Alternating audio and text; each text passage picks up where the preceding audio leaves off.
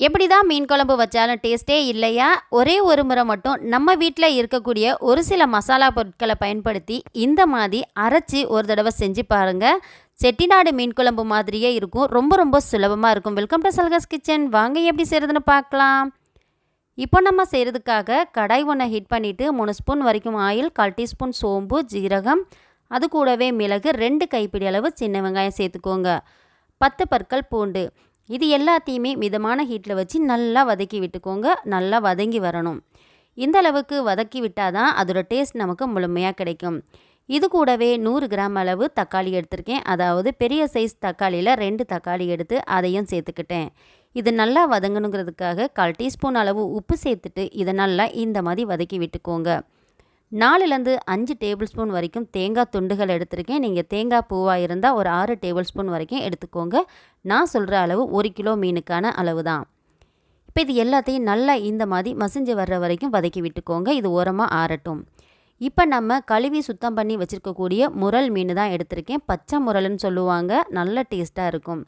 அதவும் கழுவி எடுத்து வச்சுட்டேன். இப்போ ஒரு மிக்ஸி ஜாருக்கு இது எல்லாத்தையுமே நல்லா மாற்றிக்கலாம். மிக்ஸி ஜாருக்கு மாற்றிட்டு இதை அரைக்க போகிற நேரத்தில் கொஞ்சமாக நம்ம சில்லுன்னு இருக்கக்கூடிய வாட்டரை சேர்த்து அரைச்சோம் அப்படின்னா நமக்கு நல்லா சூடாகாமல் அரைப்பட்டு வரும் சீக்கிரமாக. இது ஓரமாக இருக்கட்டும். இப்போ நம்ம மீன் குழம்பு செய்கிறதுக்கான பாத்திரத்தை அடுப்பில் வச்சுட்டு 3 ஸ்பூன் ஆயில் சேர்த்துக்கோங்க. கடுகு, உளுந்து, வெந்தயம் கண்டிப்பாக சேர்த்துக்கோங்க. சின்னதாக நறுக்குன வெங்காயத்தையும் சேர்த்துக்கோங்க. அது கூடவே கொஞ்சமாக கருவேப்பிலை. நம்ம இந்த மாதிரி மிளகாய்த்தூள் கொஞ்சமாக ஆயிலில் சேர்த்து வதக்கும் போது நமக்கு கிரேவி நல்லா கலர்ஃபுல்லாக கிடைக்கும். இப்போ நம்ம அரைச்சி வச்சுருக்கக்கூடிய மசாலா எல்லாத்தையுமே சேர்த்துட்டு இந்த டைமில் தண்ணி அதிகமாக ஊற்ற வேண்டாம். கொஞ்சமாக நீங்கள் இந்த மாதிரி கலந்து விட்டுட்டே இருங்க. பபிள்ஸ் வரும். அதனால் கொஞ்சமாக சிம்மில் வச்சுட்டு இந்த மாதிரி கலந்து விட்டுட்டே இருந்தீங்கன்னா அதோட பச்சை வாசம் கொஞ்சம் போகும். லைட்டாக நம்ம மிக்ஸி ஜாரை அலசிட்டு தண்ணியை ஊற்றியாச்சு. இப்போ மஞ்சள் தூள், தேவையான அளவு காரம் சேர்த்துக்கோங்க. தனியாத்தூள் எங்கள் வீட்டிலேயே அரைச்சது, அதையும் சேர்த்துக்கிட்டே தேவையான அளவு உப்பு சேர்த்துக்கோங்க. உப்பு மசாலா அரைக்கும் போதே கொஞ்சமாக சேர்த்துட்டோம். அதனால் இந்த டைமில் நான் கொஞ்சம் கம்மியாக சேர்த்துட்டேன். உப்பு கூட குறைச்சி, காரம் கூட குறைச்சி உங்களுடைய இஷ்டத்துக்கு ஏற்ற மாதிரி நீங்கள் சேர்த்துக்கோங்க. இது எல்லாத்தையும் சேர்த்து நல்லா கலந்து விடும்போது இந்த மாதிரி ஆயில் பிரிஞ்சு வரும். அது வரைக்கும் நல்லா வதக்கி விட்டுக்கோங்க. இப்போது 1.5 லெமன் சைஸுக்கு புளி எடுத்திருக்கேன். அதாவது ஒரு 25 கிராம் அளவுக்கு இருக்கும். அந்த புளியை நல்லா ஊற வச்சு தண்ணி எடுத்து வச்சுருந்தேன். அதையும் நான் சேர்த்துட்டு இந்த மாதிரி கலந்து விட்டுட்டேன். இப்போது மிக்ஸி ஜாரை அலசிட்டு தண்ணி எந்தளவுக்கு தேவையோ அந்தளவுக்கு நீங்கள் ஊற்றிக்கலாம். இப்போ நம்ம தேவையான அளவுக்கு நம்ம தண்ணி ஊற்றிக்கிட்டு நல்லா கொதிக்க வச்சுருங்க. இந்த மாதிரி நல்லா திக்காகி வரட்டும். நல்லா கொதிக்கிற வரைக்கும் கொஞ்சம் வெயிட் பண்ணுங்கள்.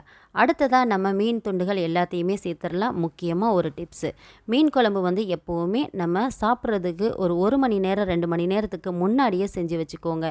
இன்றைக்கி நம்ம வீட்டில் மீன் குழம்பு அப்படின்னு பிளான் பண்ணிங்க அப்படின்னா காலையிலேயே செஞ்சு வச்சு மதியானம் சாப்பிட்டிங்கன்னா டேஸ்ட்டு ரொம்ப அருமையாக இருக்கும். இப்போ மீனை நம்ம உள்ளே சேர்த்துட்டு அடுப்பை நல்லா சிம்மில் வச்சிட்டிங்க அப்படின்னா நமக்கு சீக்கிரமாகவே குக்காகி வந்துடும். மசாலா எல்லாமே மீனுக்கு இறங்கி சூப்பரான டேஸ்ட்டு கொடுக்கும். நம்ம ஹையில் வச்சு குக் பண்ணுறோம் அப்படின்னா நம்ம காலை நேரங்களில் வைக்கும்போது செஞ்சுக்கோங்க.